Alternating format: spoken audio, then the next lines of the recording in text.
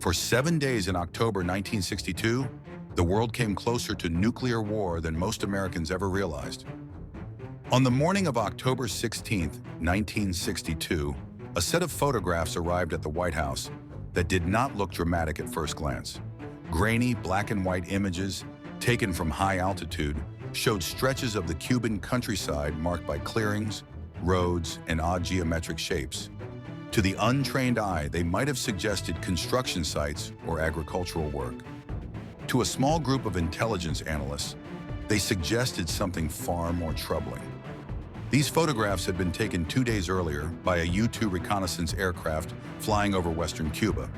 Since the failed Bay of Pigs invasion the previous year, American surveillance flights over the island had continued regularly, watching for signs that the Soviet Union might be deepening its military involvement. What analysts now believed they were seeing were launch sites for medium-range ballistic missiles, missiles capable of carrying nuclear warheads and striking much of the continental United States. The implications were immediate and severe. Until this moment, the strategic nuclear balance had rested on distance. Soviet missiles could reach American cities, but only from far away, launched from the Soviet Union itself. Cuba changed that equation. From launch sites just 90 miles from Florida, warning times would shrink dramatically. The margin for error would narrow. Decisions that once might have taken hours would have to be made in minutes. President John F. Kennedy was informed that morning. The discovery landed on his desk without ceremony, but it altered the course of the next 13 days. There was no public announcement, no immediate statement. Instead, Kennedy moved quietly, summoning a small group of advisors to begin assessing what the United States now faced. Even at this early stage, uncertainty dominated. Analysts were confident the sites were for missiles, but they did not yet know how many were under construction, how quickly they might become operational, or whether nuclear warheads had already arrived on the island. The photographs showed launch pads, support equipment, and Soviet personnel, but not the weapons themselves. Nor was it clear how long the Soviet Union had been working on the deployment.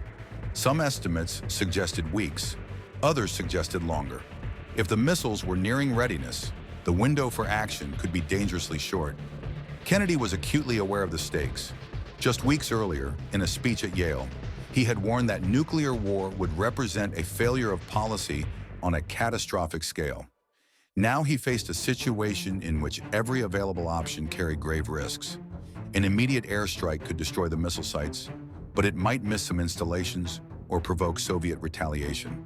A full invasion of Cuba would almost certainly eliminate the threat, but at the cost of war, and not necessarily only with Cuba.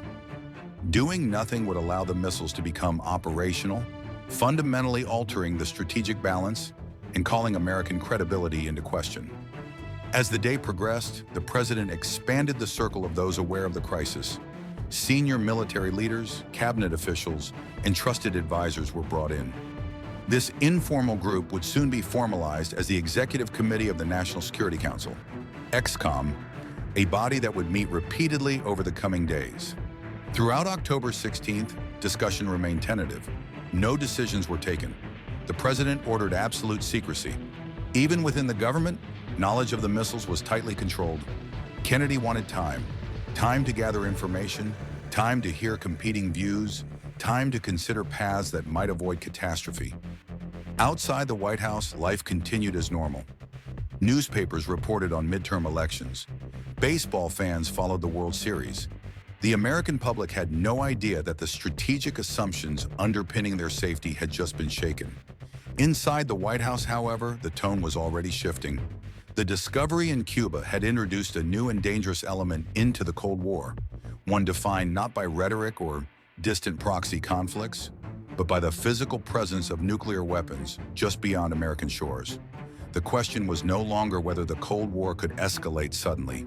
It was whether it already had. As ExComm convened over the following days, the early sense of shock gave way to a more focused, but no less anxious examination of the facts. Intelligence briefings grew more detailed.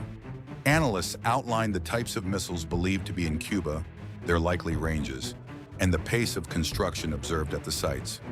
What remained elusive was certainty. Some launch sites appeared further along than others. Support equipment suggested the missiles might become operational within weeks. perhaps even days, but there was no definitive timeline. Reports differed on whether nuclear warheads had arrived or were still en route. Each unknown widened the space for miscalculation. Within ExComm, opinions diverged quickly. Military leaders leaned toward decisive action. Air Force generals argued that a swift and overwhelming airstrike could eliminate the missile threat before it matured. Some advocated following such a strike with a full-scale invasion of Cuba, reasoning that anything less might leave residual dangers. Civilian advisors were more cautious. They questioned whether airstrikes could guarantee complete success. Missiles might be hidden. Mobile launchers might evade detection. And even if the missile sites were destroyed, what would follow? Would the Soviet Union accept such an attack without response? President Kennedy listened carefully, often saying little. He asked pointed questions about probabilities and consequences. What if American strikes killed Soviet personnel? What if Moscow retaliated elsewhere? In Berlin, for instance, where Cold War tensions already ran high. What if escalation unfolded faster than either side could control? Robert Kennedy, the Attorney General and the President's brother, emerged as a key voice in these discussions. Though not formally part of the national security apparatus, he was deeply involved, probing assumptions and challenging proposals that seemed to rush toward violence. He questioned the moral and political implications of a surprise attack, particularly one that might resemble Pearl Harbor in the eyes of the world. Another option began to take shape: a naval blockade, soon to be termed a quarantine, to avoid the legal implications of a blockade under international law. The idea was to prevent further Soviet military shipments from reaching Cuba, while demanding the removal of the missiles already there. This approach, too, carried risks. Intercepting Soviet ships could lead to direct confrontation at sea. A single misjudgment, a nervous captain, a misunderstood signal, might spark violence. And even if the quarantine succeeded, it did not solve the immediate problem of missiles already on Cuban soil. Throughout these debates, Kennedy remained wary of being boxed into a false choice between action and inaction. He insisted on exploring alternatives, even as pressure mounted to decide quickly. The longer the United States waited, the closer the missiles came to readiness. Yet hasty action could unleash forces impossible to restrain. Meanwhile, secrecy became harder to maintain. Military preparations were visible. Naval forces began to move. Intelligence flights increased. At some point, Kennedy knew the crisis would become public. When that moment came, the administration would need a coherent strategy and the resolve to carry it through. By October 18th, Soviet Foreign Minister Andrei Gromyko visited the White House. In a carefully choreographed meeting, he assured Kennedy that Soviet assistance to Cuba was purely defensive. Kennedy, already aware of the missiles, listened without revealing his knowledge. The encounter underscored the fragile nature of communication. Each side spoke from incomplete information, concealing as much as it disclosed. As the days passed, the sense of gathering storm intensified. ExComm meetings stretched late into the night. Arguments repeated, evolved, sharpened. There was no consensus, only a shared awareness that the status quo could not endure. By October 20th, Kennedy reached a decision. He would announce a naval quarantine of Cuba and demand the removal of the missiles. It was a measured response designed to assert American resolve while leaving space for negotiation. It did not eliminate risk, but it avoided the immediate violence of an airstrike or invasion. Even so, no one in the room believed the danger had passed. The most perilous phase of the crisis still lay ahead. The evening of October 22nd marked a turning point. President Kennedy addressed the nation in a televised speech, revealing the existence of Soviet missiles in Cuba and announcing the naval quarantine. For the first time, the American public became aware of the crisis that had been unfolding behind closed doors. Kennedy's tone was firm but restrained. He avoided inflammatory language. He framed the issue as one of defensive necessity, not ideological confrontation. The missiles, he said, posed a clear and unacceptable threat. Their removal was non-negotiable. Around the world, reactions were swift. Allies expressed support, concern, or both. In Moscow, Soviet leaders absorbed the speech in silence, weighing their options. The Cold War, long a contest of posture and proxy, had entered a direct and highly personal phase. Inside the White House, the pressure intensified. ExComm continued to meet, now under the knowledge that every move was being watched. not just by adversaries but by millions of citizens. The margin for error narrowed further. The quarantine was set to begin on October 24th. American naval vessels took up positions along a line in the Caribbean, prepared to intercept Soviet ships bound for Cuba. Orders were precise but flexible, reflecting the uncertainty of what lay ahead. What would Soviet captains do when confronted? Would they turn back, challenge the blockade, attempt to run it? No one could say with confidence. Intelligence suggested that several Soviet ships were already en route, carrying military cargo. As the hours ticked down, Kennedy resisted calls to escalate preemptively. He insisted that the quarantine be given a chance to work. The goal, he believed, was not to demonstrate toughness for its own sake, but to create conditions in which the crisis might de-escalate. Within ExComm, disagreements persisted. Some argued that the quarantine was too weak, that it ceded initiative to the Soviets. Others feared it was too provocative. Kennedy absorbed these views, often returning to a central concern: how to avoid forcing his counterpart into a corner. The decision room was not a place of certainty or bravado. It was marked by doubt, second-guessing, and an acute awareness of responsibility. Kennedy knew that history would judge whatever path he chose, but history offered little guidance for a situation without precedent. As October 24th dawned, tension reached a new height. Soviet ships approached the quarantine line. American forces went to high alert. Strategic Air Command raised its readiness level. Yet even at this moment, communication remained indirect, filtered through public statements and diplomatic channels. Then gradually, reports arrived that some Soviet ships had slowed or reversed course. The immediate confrontation at sea appeared to be easing. It was a sign, perhaps, that Moscow was willing to pause, if not yet concede. But the missiles in Cuba remained. The crisis was far from resolved. Kennedy understood that the quarantine was only the opening move in a longer and more dangerous sequence. The decisions ahead would test not only strategy, but restraint. If the opening days of the crisis were defined by discovery and debate, the period that followed was defined by strain. Each day brought new information, new risks, and new opportunities for misinterpretation. Despite the apparent pause at sea, construction at the missile sites in Cuba continued. Reconnaissance flights confirmed ongoing activity. The missiles were not yet operational, but they were moving closer to that point. Time, once again, became an adversary. On October 26th, a message arrived from Soviet leader Nikita Khrushchev. Long, emotional, and at times rambling, it proposed a deal. The Soviet Union would remove the missiles from Cuba in exchange for a public American pledge not to invade the island. The letter was not written in the language of formal diplomacy. It read more like a personal appeal, invoking the shared responsibility of leaders to prevent war. ExComm debated its significance. Was it genuine or a tactic to buy time? Before a response could be finalized, a second message arrived the next day, shorter, more formal, and more demanding. This time, Khrushchev insisted not only on a non-invasion pledge, but also on the removal of American Jupiter missiles from Turkey. The shift in tone and substance created confusion. Which message represented Khrushchev's true position? Had internal debates in Moscow produced competing signals? Or was this an attempt to renegotiate under pressure? As ExComm grappled with these questions, events in the air added new urgency. On October 27, an American U-2 reconnaissance plane was shot down over Cuba. The pilot was killed. It was the first direct loss of American life in the crisis. The implications were severe. The shootdown could not be ignored, yet responding militarily risked rapid escalation. Kennedy faced one of the most agonizing moments of his presidency. He chose restraint, resisting calls for immediate retaliation.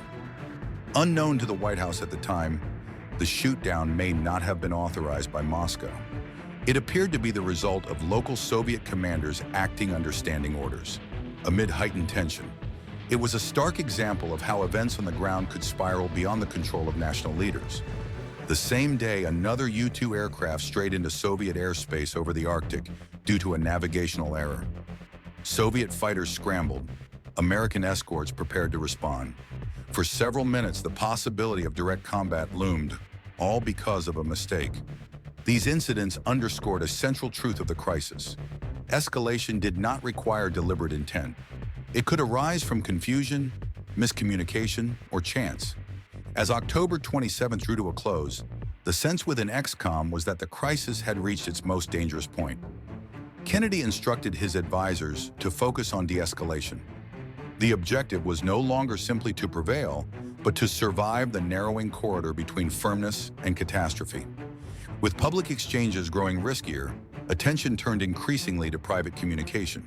It was here, away from formal statements and televised speeches, that the crisis began to bend away from disaster. Robert Kennedy played a central role in this effort. Acting as an emissary, he met secretly with the Soviet ambassador to the United States, Anatoly Dobrynin. In a tense and carefully calibrated conversation, he conveyed the president's position. The United States, he said, was prepared to offer a public pledge not to invade Cuba if the missiles were removed. As for the American missiles in Turkey, they would be withdrawn, but not publicly and not as part of any formal agreement. Their removal, already planned for technical reasons, would take place quietly at a later date. The message was deliberately ambiguous. It offered Khrushchev a way out without humiliation, while preserving the appearance of American resolve. It relied on trust, not an abundant commodity in the Cold War, but it was the best available option. At the same time, Kennedy chose to respond publicly only to Khrushchev's first letter, ignoring the second. This selective reply was a calculated risk, signaling a preference for compromise over confrontation. In Moscow, Khrushchev faced his own pressures. The deployment to Cuba had been intended to redress strategic imbalance and protect a vulnerable ally. Now it threatened to provoke the very war it was meant to deter. On October 28th, Khrushchev announced that the missiles would be removed. His statement, broadcast on Radio Moscow, framed the decision as a step toward peace, taken in response to American assurances. The immediate crisis was over. The quarantine would be lifted. The missiles would be dismantled under international supervision. Nuclear war for now had been avoided. Yet the resolution was not a triumph in any conventional sense. It was uneven, incomplete, and dependent on understandings that could not be publicly acknowledged. Both sides emerged chastened, aware of how close they had come to catastrophe. In the days that followed, the world exhaled, slowly, cautiously. The visible symbols of crisis faded. Naval forces stood down. Reconnaissance flights continued, but with less urgency. Public attention shifted elsewhere. Behind the scenes, verification and negotiation continued. American officials monitored the removal of Soviet missiles from Cuba. The process was methodical and at times tense, but it proceeded as agreed. For Kennedy, the experience left a lasting impression. The crisis had revealed not only the dangers of nuclear weapons, but the fragility of the systems designed to control them. Decisions of immense consequence had been made under pressure, with imperfect information and limited time. There was no sense of celebration in the White House. Relief, certainly, but also sobriety. The crisis had not ended the Cold War. It had not resolved its underlying conflicts. It had merely exposed, in stark terms, the risks inherent in its continuation. In the months that followed, efforts were made to reduce those risks. Communication channels were improved. Arms control discussions resumed. These steps were incremental, cautious, and far from comprehensive. But they reflected lessons learned in October 1962. What remained most striking was how much depended on restraint, chance, and the willingness to pause. The world had not been saved by a single decision or a single leader. It had been spared by a series of choices that, taken together, avoided the worst. The Cuban Missile Crisis did not end with a clear moral or a decisive victory. It ended quietly with missiles dismantled and ships turning homeward. Its legacy lay not in what happened, but in what did not. For 7 days in October, the margin between peace and annihilation narrowed to a sliver. That it did not close entirely remains one of the most consequential outcomes of the 20th century. Not because it resolved the dangers of the nuclear age, but because it revealed just how close those dangers could come.